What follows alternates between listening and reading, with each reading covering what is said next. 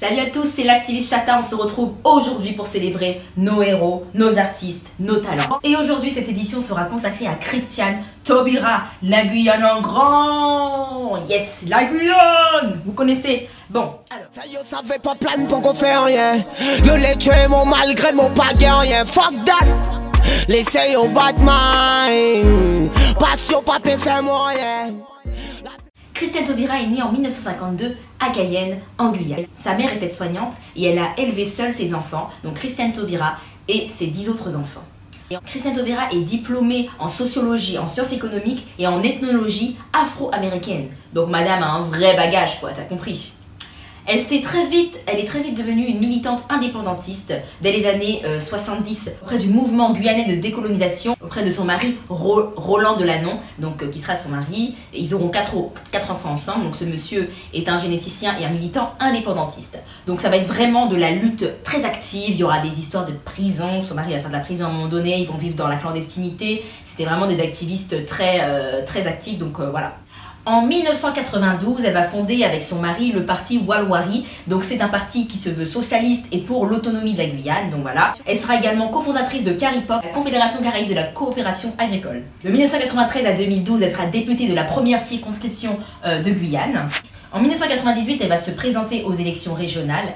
Et son mari, sans la prévenir, va se présenter aussi, donc ce qui va diviser les voix évidemment. Donc c'est un coup de théâtre, on va dire, c'est un petit coup politique qui fait que ça les amènera à se séparer plus tard. Voilà, la vie en politique c'est très difficile et quand vous êtes deux militants au sein d'une même famille, d'un même couple, ça peut être très compliqué, j'imagine. Je pense l'un voulant avoir l'hégémonie sur l'autre, ça crée des complexités, donc je pense que ça a dû être difficile à vivre pour elle. En 2002, elle se présente à la présidentielle avec les couleurs du Parti radical de gauche. Donc elle obtiendra pas mal de voix en Guyane, hein, puisque 52% de la population à peu près aura voté pour elle. Mais bon, elle ne sera pas élue, hein, vous le sauriez si on avait eu une femme noire présidente. La France n'est pas prête pour ce genre de choses, hein, fake. Mais peut-être un jour. Hein. De 2012 à 2016, elle sera garde des Sceaux. Donc garde des Sceaux, c'est ministre de la Justice. Il faut savoir que le ministère de la Justice, c'est un ministère régalien, c'est-à-dire que c'est un ministère extrêmement important dans notre droit français. Et on n'avait jamais eu une femme noire à ce poste. Donc c'est vraiment une victoire, c'est vraiment une fierté. On lui a confié des tâches extrêmement importantes.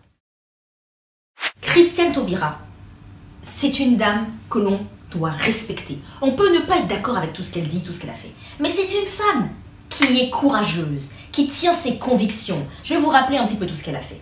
Alors déjà, il faut savoir qu'elle est à l'origine de la loi de 2001 qui reconnaît l'esclavage comme crime contre l'humanité. De cette loi extrêmement importante, il en ressort 4 conséquences. Premièrement, on reconnaît l'esclavage comme crime contre l'humanité. Deuxièmement, on dit qu'on va instaurer dans les programmes scolaires l'étude de l'esclavage. Donc il n'y avait pas ça avant. Donc merci Taubira pour ça. Même si c'est pas encore suffisant à mon sens, je trouve que c'est vraiment une bonne démarche. Troisièmement, on instaure une journée annuelle de commémoration de l'esclavage en France, qui est le 10 mai. D'ailleurs, vous pouvez la rencontrer le 10 mai, elle est toujours là. Ensuite, on entame un projet de faire reconnaître l'esclavage comme crime contre l'humanité au rang international, c'est-à-dire au niveau du Conseil de l'Europe, au niveau des Nations Unies, etc.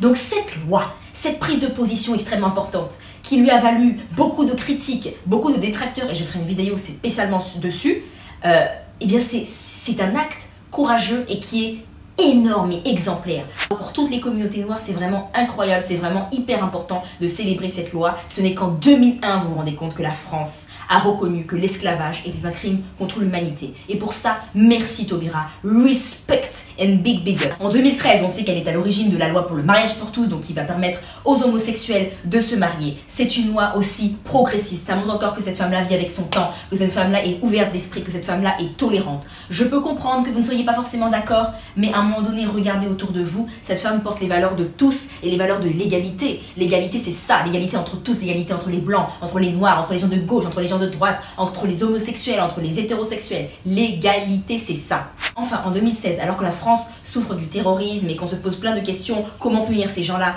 et qu'est mis sur le tapis la question de la déchéance de nationalité pour les personnes ayant fait des actes de terrorisme et étant binationaux, là, Taubira s'offusque et refuse. Par conviction, elle décide donc de démissionner, c'est un acte fort quand même de quitter son poste, parce qu'elle ne peut pas être associée à une telle mesure qui vise finalement à mettre une inégalité entre ceux qui ont deux origines, et enfin, entre ceux qui ont deux nationalités et ceux qui n'en ont qu'une. Parce que les binationaux, on sait très bien à qui ça s'adresse. Donc voilà. Et c'est par conviction qu'elle a quitté. Et je trouve ça formidable parce que c'est très dur de quitter un endroit où on est bien loti par conviction. Et je trouve ça d'un courage.